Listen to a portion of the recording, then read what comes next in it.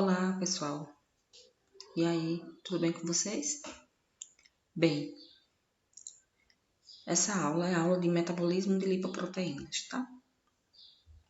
Então, aqui a gente vai ver toda a parte de digestão de lipídios e vamos ver o destino desse lipídio após a absorção através das lipoproteínas, tá? Então, eu vou fazer uma breve revisão também de lipoproteínas para que vocês consigam compreender bem o conteúdo. Então, vamos lá. Bem, como nós tínhamos visto na aula de química de lipídios, né, os lipídios que fazem parte da nossa alimentação majoritariamente triglicerídeo, 95% triglicerídeo, colesterol, ácidos graxos, éster de colesterol e fosfolipídios. Eles vêm da nossa dieta, certo? O colesterol livre e o ácido graxo livre, eles já são absorvidos imediatamente, tá? Já triglicerídeos, fosfolipídios e éster de colesterol, eles precisam ser digeridos. Então, para isso, é necessário que enzimas produzidas no pâncreas atuem promovendo esse processo de digestão. Mas, para que a digestão dos lipídios aconteça de maneira efetiva, é essencial que ocorra a liberação de sais biliares no intestino delgado. Os sais biliares, como vocês já devem ter visto, eles são produzidos a partir do colesterol, certo? E eles têm uma característica que é uma estrutura anfipática, né? Ele tem um lado dele totalmente hidrofóbico, que é formado basicamente pelos anéis, tá? E outros que têm cadeias laterais polares, né? Então a gente observa aqui nessa ramificação a presença de algumas hidroxilas, né? Na estrutura do ácido cólico aqui, que é um dos principais sais biliares. Então, qual a importância desses sais biliares, né? Quando eles se misturam com o alimento, ele tem a função de atuar como um detergente, né? Então, ele vai emulsificar a gordura, tá? Assim como a gente vê a ação do detergente numa vasilha com óleo, a gente imagine que isso acontece com os lipídios, né? Então, gotículas maiores de lipídios são emulsificadas a gotículas menores, aumentando, então, a superfície de contato de enzimas que está no meio aquoso com os lipídios. A liberação dos sais biliares acontece pela ação da colecistocinina. É muito importante também que a gente compreenda que a digestão dos carboidratos, dos lipídios e das proteínas, ele acontece ao mesmo tempo, né? O alimento ele chega de maneira completa no intestino delgado e aí então também a liberação de colecistocinina vai, além de estimular os sais biliares, vai estimular também a liberação das enzimas pancreáticas, certo?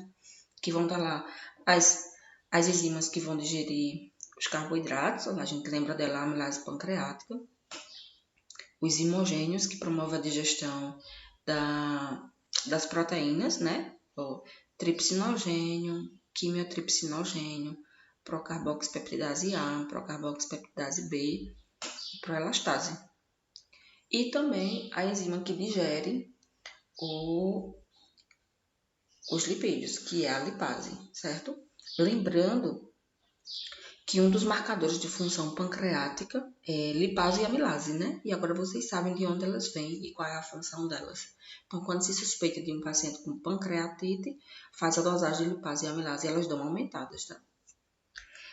Então, liberou esse suco pancreático, dentre eles vão estar as enzimas que fazem a digestão dos lipídios. Lipase, a colipase, que trabalha junto com ela, fosfolipase e colesterol-esterase, certo? Então, essas enzimas elas vão digerir os lipídios após a emulsificação. Se não acontecer a emulsificação, essas enzimas têm uma dificuldade enorme de processar a digestão dos lipídios. Por quê? Porque a enzima está solúvel no meio aquoso e elas precisam atuar sobre um meio hidrofóbico, lipídico, né? Então tem uma dificuldade muito grande. De modo que quando o paciente tem obstrução do ducto biliar, né, por um cálculo biliar, ocorre então a dificuldade da passagem da bile para o duodeno. E aí, consequentemente, a digestão dos lipídios fica totalmente comprometida. E aí o paciente apresenta um quadro de diarreia, por exemplo, e é uma diarreia gordurosa, tá? Então, nós vamos ver quais são as enzimas que atuam agora na digestão dos lipídios, certo? A primeira das enzimas que nós vamos ver é a lipase, né? A lipase, ela é a enzima responsável pela digestão de triglicerídeo, certo? Qual é a função da lipase? Ela vai, aqui a gente tem o glicerol, o carbono 1 esterificado a um ácido graxo, o carbono 2 a outro ácido graxo e o 3 também. Aqui a gente tem um triglicerídeo, né? 3 ácidos graxos esterificados a um glicerol. A enzima ela vai ter a função de remover o ácido graxo do carbono 1 e o ácido graxo do carbono 3, tá? Então vai sair do carbono 1, ó. Desculpa, saiu aqui do carbono 3, formou o diacilglicerol. Ainda tem ácido graxo nos dois primeiros carbonos, né? Então é um di. Aqui é tri porque tem 3.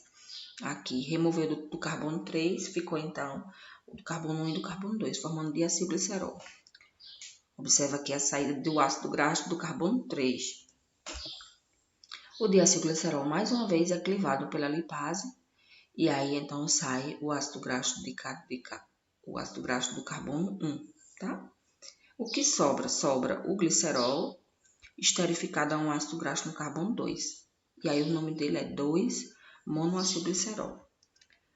O 2-monoacilglicerol mais os dois ácidos graxos que foram livres, que foram liberados, né, pela ação da enzima e estão livres, eles são então absorvidos, certo? Então aqui a gente tem, só repetindo, né, a ingesta do triglicerídeo, a ação dos sais biliares que vem da vesícula biliar e do suco pancreático, a presença da lipase e da colipase, certo? Aqui as enzimas vão então emulsificar esse lipídio, essa sigla BS é sais biliares, né, emulsificando o lipídio, e aí então a lipase vai atuar promovendo a liberação do ácido graxo do carbono 1 e do carbono 2, produzindo 2-monoacilglicerol mais ácidos graxos livres, eles se organizam ó, em micela, aqui ó, ácido graxo livre e 2-monoacilglicerol. Aqui é ácido, o F é de free, né, livre, e 2-monoacilglicerol. E eles então são absorvidos, tá? Aqui dentro, já dentro do enterócito, o ácido graxo, 2-monoacilglicerol, que aqui dentro vai voltar a ser triglicerídeo para formar o quilomicron nascente. Uma coisa que eu queria também relembrar com vocês é a atividade da colipase. Eu disse a vocês em aula que a lipase, ela é uma enzima que ela utiliza o ácido graxo para ter acesso à gotícula de lipídio. No entanto, o contato dela com o ácido graxo resulta na inibição dela.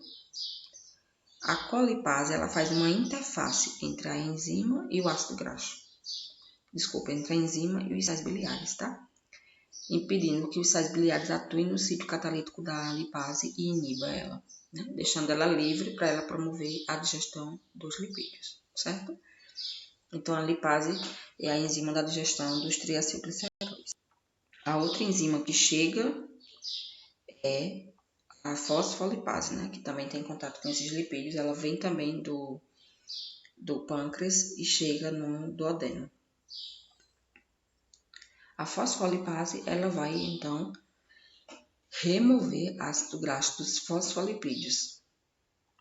Aqui a gente tem o glicerol, né? E aqui a gente tem um ácido graxo aqui esterificado ao carbono 1. E no carbono 2 a gente tem outro. No carbono 3 a gente tem um fosfato e aquele grupo polar, né? Cabeça polar. A fosfolipase ela vai clivar essa ligação éster entre o carbono 2 e o ácido graxo. Libera o ácido graxo e sobra o lisofosfolipídio. O lisofosfolipídio e o ácido graxo são então absorvidos, tá? E por fim, a atividade da colesterol-esterase. O éster de colesterol tem no carbono 3 um ácido graxo esterificado, formando éster de colesterol. Esse daqui não é absorvido. Então, a colesterol-esterase ela vem aqui, ó, e quebra a ligação, removendo o ácido graxo e liberando o colesterol livre. O colesterol livre e o ácido graxo livre, eles são, então, absorvidos no enterócito. Então, esses lipídios, depois que eles sofrem a digestão, eles se organizam em micelas, como eu já tinha mostrado para vocês antes, e aí, então, eles vão ser absorvidos. Na superfície da célula intestinal, do enterócito, existe uma camada de água estacionária. Essas micelas atravessam essa camada de água. A presença dos sais biliares na sua superfície permite isso. E aí, então, eles chegam até a superfície da célula e faz a transferência, né? É uma difusão passiva desses lipídios para dentro da célula. Dentro da célula vai ser restabelecido a formação de triacilgliceróis, de colesterol esterificado e também de colesterol livre vai ser utilizado. E também de fosfolipídio, que o fosfolipídio vai compor a membrana da micela que vai se formar dentro da célula. Formou a micela, que a gente chama de quilomicro, e aí então a essa micela vai ser inserida uma proteína, né? Que a gente vai ver melhor depois. Antes da gente continuar vendo o metabolismo de quilomicro, eu vou fazer uma breve revisão sobre lipoproteínas, porque aí quem faltou a aula de lipoproteínas pode, de alguma forma, ter acesso a essa informação, tá bom? Depois a gente volta para ver como é que o quilomicron de fato é formado, qual o destino dele, tá bom? Então, as lipoproteínas plasmáticas, o quilomicron é uma delas, certo? São 5 delas.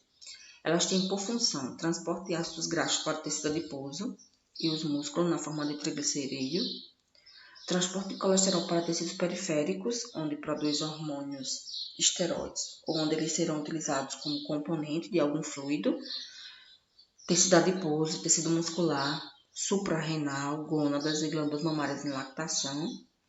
E também elas são responsáveis pelo retorno do colesterol não utilizado pelas células para o fígado. As lipoproteínas plasmáticas, elas têm um conteúdo proteico, né, que eles são chamados de apolipoproteínas. Então, aqui a gente tem aqui uma micela, como está representada aqui, ela é formada por uma monocamada lipídica, certo? Aqui a gente vê fosfolipídio e colesterol, fosfolipídio e colesterol. E aqui dentro a gente tem triacilglicerol e colesterol esterificado, tá? O éster de colesterol. E nessa membrana aqui, olha o que a gente tem. Nós temos proteínas. Essas proteínas aqui, elas podem ser proteínas integrais que atravessam a membrana ou proteínas periféricas. Essas proteínas são elas que a gente chama de apolipoproteínas. Apo, porque designa a proteína ser um lipídio, certo? Nós temos pelo menos 14 tipos de apolipoproteínas no plasma humano, certo? E elas são diferentes pelo seu tamanho, pela sua composição aminoácidica, né? Cada um tem seus genes específicos, suas reações com anticorpos específicos, sua distribuição nas classes de lipoproteínas. Então, cada lipoproteína vai ter sua apolipoproteína que caracteriza ela, tá? Além de outros que elas recebem durante o metabolismo. Eu vou mostrar tudo para vocês depois. Como eu já pontuei, elas podem ser integrais ou periféricas. E elas atuam, sim, como cofatores enzimáticos, certo? A POC2, uma lipoproteína. Ela é uma lipoproteína que vai ativar a lipase lipoproteica. E ela também atua como inibidores enzimáticos. A ApoA2 e a ApoC3, elas inibem essa enzima aqui, lipase lipoproteica. Isso se justifica quando a gente compreende o processo metabólico, certo? São reconhecidas por receptores nas superfícies celulares, onde essas lipoproteínas são então metabolizadas. Então, existem receptores para lipoproteínas no tecido periférico e no tecido hepático. A gente também vai ver isso. Então, aqui a gente tem, ó, a distribuição delas, dessas polipoproteínas, como vocês podem observar. Quais são as lipoproteínas que elas estão presentes e quais as funções que elas exercem, tá?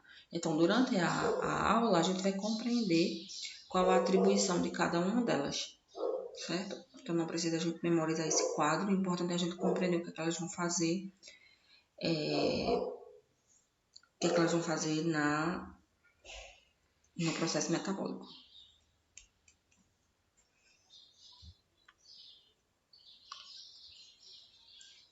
Então, as lipoproteínas, elas diferem entre si quanto ao tipo e à composição. Quanto ao tipo, são 5 tipos. Aqui está representado só 4, mas a gente tem uma intermediária. Então, são elas quilomicron, VLDL, IDL, LDL e HDL, certo?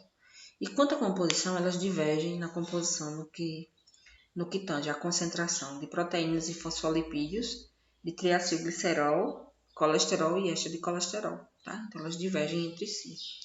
E outro também parâmetro que a gente pode indicar é tamanho. O quilomicron é a maior delas, certo? Aqui, ó, a gente tem uma ampliação de tamanho de 60 mil vezes. E aqui a gente tem um HDL, numa ampliação de tamanho de 180 mil vezes, né? Então, isso mostra o quanto a HDL é pequenininha mesmo. E em tamanhos intermediários, nós temos VLDL e a LDL. Além disso, a gente tem a diferença também de densidade. O quilomicron é o maior deles, mas ele é muito rico em lipídios, né, de baixa densidade. Logo, ela é a menos pesada de todas. Enquanto que o HDL, que é bem pequenininho, ela é a de maior densidade, certo? Aqui a gente tem essa distribuição de cores que representa exatamente a composição, né? Então, a gente tem esse azul mais escuro é proteínas, o azul mais claro fosfolipídio, o amarelo triacilglicerol e essa mistura aqui, né, mais alaranjada, colesterol e éster de colesterol. Lembrando que a LDL, ela entrega colesterol, vejam, ela tem basicamente colesterol na sua composição. Eu vou fazer só um breve resumo do metabolismo delas, para que a gente entre com mais detalhes em cada um deles. Então, vamos só compreender brevemente. O primeiro deles é sobre o quilomicron. O quilomicron é formado a partir da gordura que é absorvida no intestino. O quilomicron, ele é rico em triglicerídeos. Ele é formado na célula intestinal, sai e ele vai entregar triglicerídeos em tecido adiposo e muscular e glândula mamária, principalmente em lactação ou então na gestação. E aí então ele faz esse trajeto e aí ele volta para o fígado, chamado nessa fase ele é o quilomicron remanescente. Quando ele sai do intestino é o quilomicron nascente. Quando ele vai para o fígado já é o quilomicron remanescente. Nesse percurso ele entrega 90% dos triglicerídeos dele. Quando ele chega no fígado, ele é endocitado,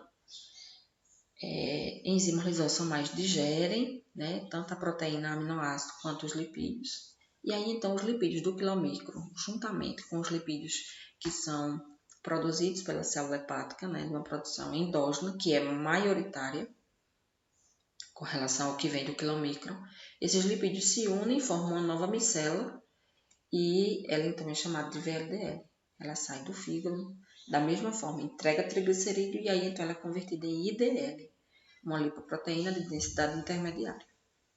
A IDL, ela vai então ser convertida a LDL. A LDL tem dois destinos. Ela pode voltar para o fígado e ser endocitada via receptor ApoB100, ou então ela vai entregar colesterol nos tecidos extrahepáticos, tá? E lá nesses tecidos extrahepáticos elas vão então possibilitar que aquela célula use aquele lipídio para a síntese de hormônios ou para a composição de membranas. Aí, a partir de agora, a gente vai ver com mais detalhe como é o metabolismo de cada uma delas. Então, vamos voltar aqui para o metabolismo de quilomicron, né? Então, foi feita a digestão, a absorção. Quando esses lipídios chegam aqui dentro da célula, a gente tem que recompor. Tem que formar fosfolipídios, formar triacilglicerol, formar éster de colesterol. Lembrem que o fosfolipídio ele entra na forma de lisofosfolipídio. Só falta nele o ácido graxo do carbono 2. O triglicerídeo precisa receber o ácido graxo do carbono 1 e do carbono 3, enquanto que o colesterol precisa receber aquele ácido graxo no carbono 3, né, para formar o éster de colesterol. O colesterol ele vai fazer parte do quilomicron tanto na sua forma esterificada, ele vai ser transportado dentro do quilomicron, porque o éster de colesterol é totalmente hidrofóbico, ou ele vai compor a membrana da vesícula na forma de colesterol com a sua cabeça polar externa, que é exatamente aquela hidroxila do carbono 3. Para que esses ácidos graxos sejam reinseridos nesses lipídios, é necessário que eles sejam ativados na forma de ácido-CoA graxo. Para isso, a gente precisa da ação da enzima sintetase do ácido-CoA graxo, que vai, então, transformar o ácido graxo em um ácido-CoA. O ácido-CoA graxo, a gente já viu ele sendo produzido quando a gente vai ver beta-oxidação. Não sei se vocês lembram, mas tem uma reação em que o ácido graxo reage com o ATP, libera o pirofosfato, o AMP fica ligado ao ácido graxo, e aí então a coenzima A quebra a ligação rica de energia entre o ácido graxo e o AMP, que está ligado exatamente aqui. A coenzima vai, quebra e entra aqui e fica aqui, formando o ácido-CoA graxo. Agora ele é ativado, ele então é utilizado pelas enzimas que vão adicionar os ácidos graxos no triglicerídeo, a monoacilglicerol aciltransferase e a diacilglicerol aciltransferase. Então elas entram, quebrando a ligação do ácido graxo com a coenzima, libera a coenzima A, e aí então o ácido graxo entra no carbono 1 e no carbono 3, certo? Lembrando que o carbono 2 já tem o seu ácido graxo próprio.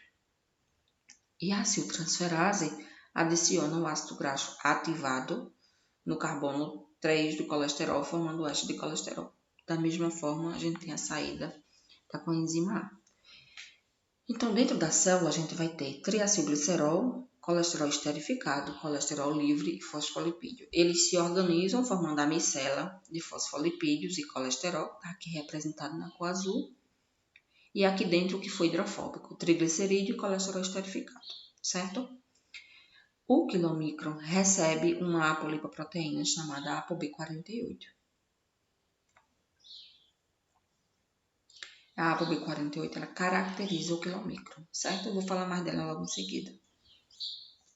Aqui só mostrando para vocês a estrutura dele, né? É uma estrutura padrão para todas as lipoproteínas, a diferença é a concentração do que vai estar dentro dela, na verdade, e também as apolipoproteínas que vão estar na superfície. A ApoB48 é própria do quilomicron, mas quando ele sai da célula endotelial, célula intestinal, ele vai receber apolipoproteínas do HDL, tá? Eu vou mostrar para vocês. Aqui só mostrando a presença do colesterol estabilizando a membrana fosfolipídica da micela. Como eu tenho dito para vocês, depois que a gordura ela é digerida e absorvida, ela então é restabelecida, né? E aí a gente vai ter a formação do quilomicron. O quilomicron sai e vai primeiro para o sistema linfático. Depois é que ele consegue entrar no sistema circulatório sanguíneo. Tanto no tecido linfático, quanto no sistema circulatório linfático, quanto o sanguíneo, a gente vai ter na presença do vaso, na célula endotelial, a expressão de lipase lipoproteica, certo? A lipase lipoproteica, ela tem a mesma função da lipase pancreática, quebrar a ligação éster entre o glicerol e o ácido graxo, liberando os ácidos graxos que vão ser então absorvidos em músculo e tecido adiposo. A única diferença entre lipase lipoproteica e lipase pancreática é que a lipase pancreática ela vai quebrar a ligação éster entre o carbono no carbono 1 e no carbono 3. E a lipase lipoproteica ela vai quebrar nos 3, tá? No carbono 1, 2, 3, liberando os 3 ácidos graxos. Os ácidos graxos entram na célula e aí normalmente ele tem 2 destinos. No músculo, normalmente, eles vão seguir para a beta-oxidação, que vocês já conhecem, e são então convertidos em ATP. Por outro lado, no tecido adiposo, ele segue para o armazenamento, tá? Então, ele vai ser armazenado aqui dentro, novamente, na forma de triglicerídeo. Então, tem que ter glicerol intracelular. Esse glicerol aqui ele é produzido a partir da glicose. Glicose, via glicolítica, produzido de hidroxetona, de hidroxetanoglicerol. Então, o glicerol ele também deriva da glicose. Quando o paciente tem resistência à insulina, ele não consegue absorver glicose, inclusive no tecido adiposo. Então, não tem glicerol disponível para formar triglicerídeo. Por isso que a gente não consegue, na resistência à insulina, produzir mais tecido adiposo, tá? Porque o tecido adiposo precisa ter glicose disponível. Então, vamos entender o metabolismo do quilomicron, tá? A gente já viu bastante coisa a respeito. Então, é aqui no intestino que ele é formado, né, na célula intestinal, no enterócito. E ele tem muito triglicerídeo, mais do que extra de colesterol. E ele tem também sua apolipoproteína, a ApoB48. Bem, vamos ver uma particularidade da ApoB48. A ApoB48 e a ApoB100, elas são derivadas de um mesmo gene, certo? A diferença entre eles é que depois que o gene ele é transcrito e traduzido, depois que ele é transcrito, ocorre então a edição do RNA, e de modo que é um splice alternativo, né? De modo que apenas 48% do gene é utilizado para a síntese de ApoB48, isso no enterócito, certo? Apenas 48%,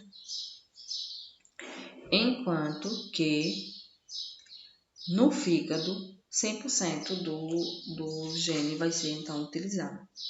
Por isso que no fígado a gente chama ele de ApoB100, que é a apolipoproteína da VLDL, e a gente ainda vai falar sobre ela. Inclusive, a gente consegue ver essa porcentagem exatamente no número de aminoácidos. 4.536 aminoácidos para a ApoB100, 2.152 para aminoácidos para a ApoB48. É realmente quase a metade, 48%, certo? Então, por que se chama ApoB100 e ApoB48? Agora a gente já sabe. ApoB48 porque essa proteína representa 48% do gene, e vai ser uma proteína com atividade diferente, e com receptor específico, né, para ela, enquanto que o ApoB100 é 100% do gene que foi transcrito, certo? É só uma particularidade para a gente entender essa nomenclatura. Então, no intestino, o que a gente tem é a ApoB48, certo? A ApoB48 é a lipoproteína que é o crachá do quilomicron. Ele sai da célula intestinal quando ele chega na corrente sanguínea, a HDL, certo? Ela entrega 2 das suas lipoproteínas. Não é que ela entrega, ela doa, né? Ela transfere 2 das suas lipoproteínas para o quilomicron nascente. De modo que o quilomicron agora fique com a sua ApoB48 própria, mas com a ApoE e a ApoC2. ApoE e ApoC2, certo?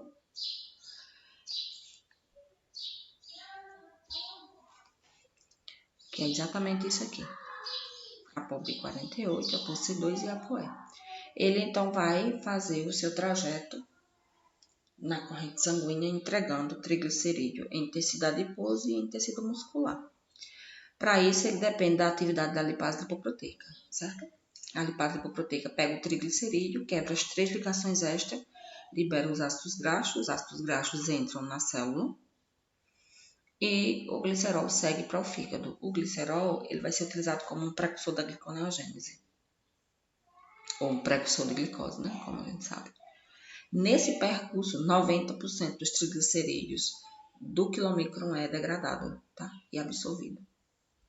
Uma particularidade que tem uma representatividade fisiopatológica é o fato da expressão gênica da lipase lipoproteica ser regulada por insulina. O que eu quero dizer com isso?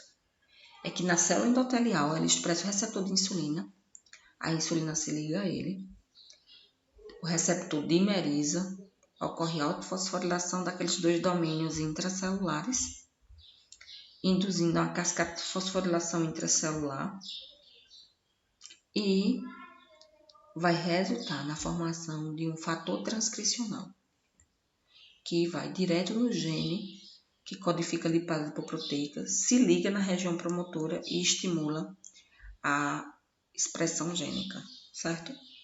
Formando então o RNA mensageiro com o gene da lipase lipoproteica. Esse RNA mensageiro vai sair do núcleo no citoplasma da célula, ele vai ser traduzido, vai formar a proteína, né, a lipase lipoproteica, que ela vai ser então translocada para a membrana da célula e vai atuar na digestão dos lipídios. Qual o valor disso? Os pacientes com resistência à insulina, eles não conseguem fazer esse processo. E aí, então, ou faz isso de maneira muito ineficiente. Então, nesse caso, a expressão de lipase lipoproteica está muito diminuída na membrana da célula endotelial. Consequentemente, a digestão de triglicerídeo de VLDL vai estar comprometida. Por isso que os pacientes diabéticos não tratados, né, os diabéticos descompensados, eles têm altos níveis de triglicerídeos circulante, porque quilômetro de VLDL fica circulando e não tem a digestão deles, ou a degradação, né? Então, depois que acontece isso, né, essa entrega de 90% dos triglicerídeos para os tecidos, aqui é tecido adiposo, mas pode ser também tecido muscular, o quilomicron, ele devolve a ApoC2 para o HDL, por isso que a gente diz que é um empréstimo. E aí, então, o que sobra é o quilomicron remanescente com a sua ApoB48, com a sua ApoE. Nesse estágio, ele tem mais colesterol e éster de colesterol do que ácidos graxos, certo? O ApoE, ele tem um receptor na membrana da célula hepática. Então, a célula hepática tem um receptor que reconhece a ApoE, eles se ligam e aí, então, o quilomicron remanescente entra na célula hepática. Dentro da célula hepática ocorre a fusão entre o endossoma com o quilomicron e os lisossomos, onde as enzimas lisossomais degradam esse quilomicron, liberando os lipídios e as proteínas na forma de aminoácidos, certo? Então, esse é o trajeto do quilomicron, tá? Esse lipídio agora aqui no fígado, ele também vai ser reorganizado em uma micela para seguir entregando mais triglicerídeos para os tecidos.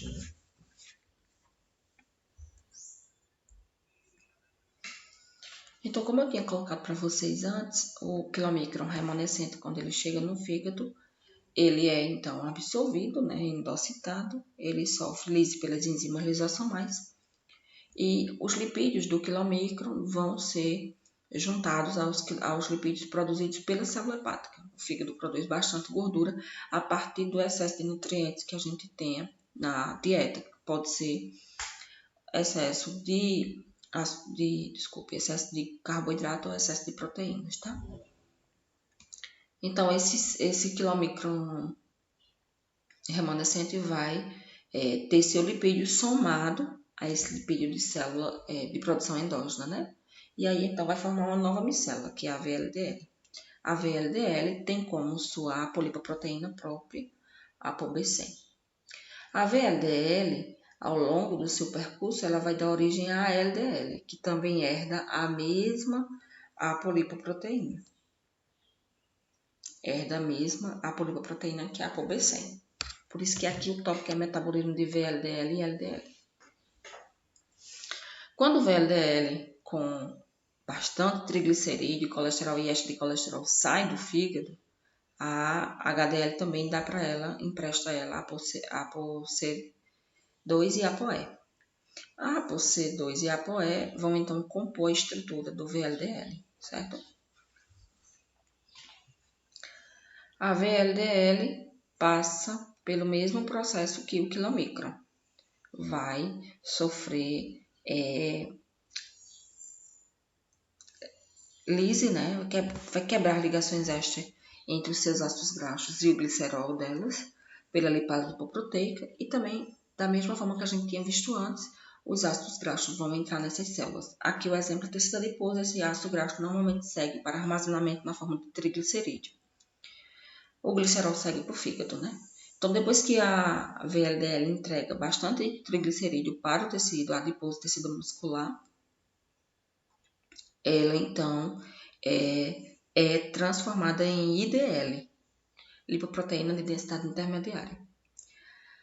Nesse estágio, ela devolve a ApoC2 e a ApoE para o HDL, e aí então ela segue sendo transformada em LDL.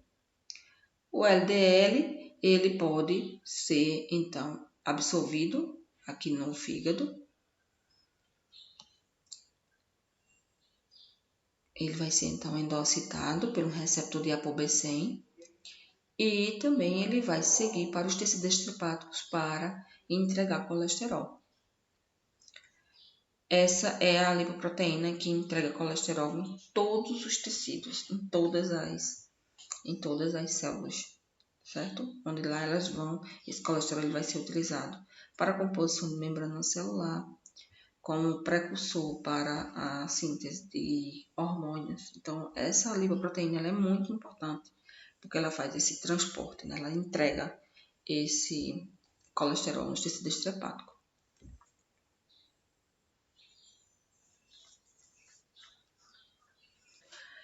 E é isso que a gente vê aqui, né? Então, todo tecido, para conseguir utilizar a LDL, ele vai primeiro expressar na sua membrana um receptor de ApoB100.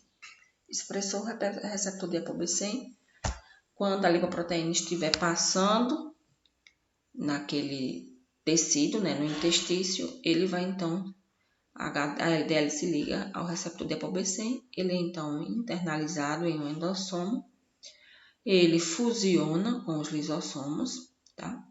Com os lisossomos, e aí então as enzimas lisossomais vão degradar. Aqui está só mostrando que depois os receptores são segregados em vesículas e reciclados para a superfície, tá? Em seguida, a gente tem então a fusão da membrana lisossômica com a membrana do endossomo, onde está o LDL. As enzimas lisossomais vão degradar esses lipídios e aí então a gente vai ter a liberação de aminoácidos, que é proveniente da ApoB100, de ácidos graxos, colesterol. O colesterol se organiza em gotículas de gordura intracelular. E por fim, HDL, né? Que é conhecido como bom colesterol.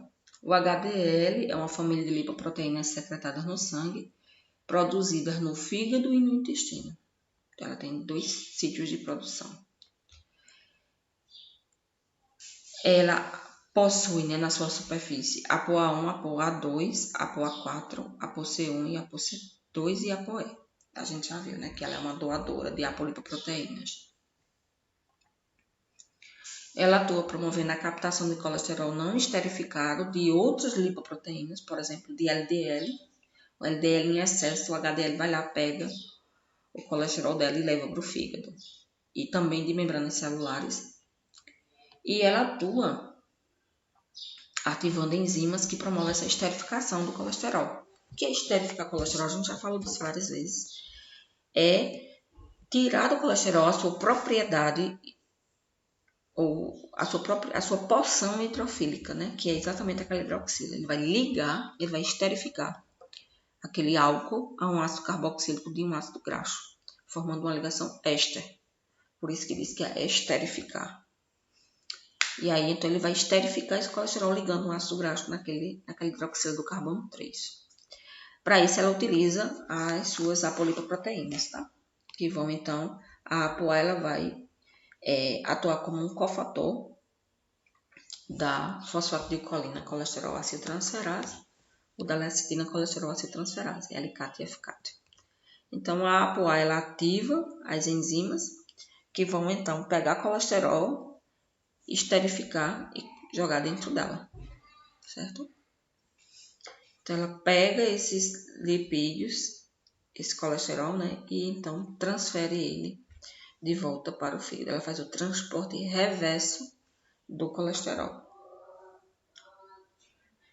É uma lipoproteína extremamente importante, exatamente porque ela faz esse controle, né, esse equilíbrio na disponibilidade. Aqui é só um resuminho, mostrando a polipoproteína, né, aqui a gente tem no intestino, a ação da bile, favorecendo e possibilitando, né, o processo de digestão dos lipídios. Depois, a formação dos quilomicrons. O quilomicron sai da célula intestinal e entrega as suas graxos livres em miócito, a tecido adiposo, glândula mamária em lactação também. E o quilomicron remanescente vai voltar para o fígado. No fígado ele é degradado e aí então ele se junta com lipídios endógenos e forma VLDL. O VLDL também tem essa função, entregar triglicerídeos, entregar ácidos graxos, né, a vários tecidos, tá? Da mesma forma que a gente tinha visto aqui, tecido adiposo, muscular e glândula mamária. E aí, então, ele é convertido em LDL. O LDL entrega colesterol, tecido adiposo, músculo e suprarrenal e gônadas. Os tecidos esteroidogênicos, né, que produzem o hormônio esteroide. O LDL, ele então vai voltar, uma parte dele volta para o fígado, certo? Através do seu receptor de LDL, que é um receptor de apobicem. E aí, então, ele volta para o fígado. O HDL é produzido no fígado e no intestino. E a função dele é buscar o excesso de colesterol e fazer o transporte reverso do colesterol. Tá? Aqui, por exemplo, está demonstrado a ação do HDL removendo colesterol de macrófagos que estão presentes no ateroma, né? no desenvolvimento de uma aterosclerose. Então, ele vai lá remover e vai levar. Isso demonstra a importância do HDL, né? De fato, é uma lipoproteína extremamente importante. Ó, como eu tinha colocado ontem, aqui antes, né? Aqui a gente tem um macrófago cheio de LDL, tá? Que foi se depositando aqui. E aí, então, a HDL consegue vir remover esse excesso de colesterol que está aqui nesse tecido. E aqui está representado exatamente um ateroma em desenvolvimento, né? Aqui a gente tem as células endoteliais totalmente deslocadas da base, né? Obstruindo já o lumen do vaso. E aqui a gente tem o desenvolvimento desse tecido extremamente inflamado em virtude da deposição de LDL. Essa LDL que se deposita aqui, ela é uma LDL que está oxidada. Para isso, ela precisa mudar o padrão da célula endotelial que favorece a entrada dela para esse ambiente, tá? Aqui dentro, ela vai estimular fibroblasto, que são essas células que estão aqui. Ela vai estimular a proliferação de células musculares. Ela vai induzir uma resposta inflamatória. Além dos macrófagos, nós temos aqui a presença dessas células que são os linfócitos. E vai formando esse agregado de células e de matéria amorfa nesse ambiente e vai então empurrando as células endoteliais para dentro do lúmen do vaso, obstruindo completamente o lúmen do vaso. E é isso que faz com que o paciente desenvolva, o portador, né, da aterosclerose, desenvolva infarto agudo do miocárdio, acidente. E aqui é para mostrar para vocês que existem alterações nos níveis de colesterol, né, uma dislipidemia, e que pode ser de várias possibilidades, né, ou várias fontes, ou vários fatores etiológicos. Pode ser por uma doença genética autossômica dominante, no qual o indivíduo ele tem uma má função dos receptores de LDL, consequentemente, não ocorre a ligação do LDL ao receptor e a endocitose da LDL, ela fica circulante, entregando colesterol nos tecidos extrahepáticos, inclusive na parede dos vasos, né? Formando aterosclerose grave. A manifestação clínica desse paciente é essa deposição de gordura subcutânea, tá? Em cotovelos, joelhos e nádegas. E geralmente são pacientes que morrem na infância, em virtude do desenvolvimento da aterosclerose, tanto que eles morrem de doenças coronárias. Então era isso que eu queria trazer para vocês. Espero que vocês tenham compreendido o conteúdo. Qualquer dúvida que tiverem, vocês podem falar comigo, tá bom? Um abraço e até a próxima.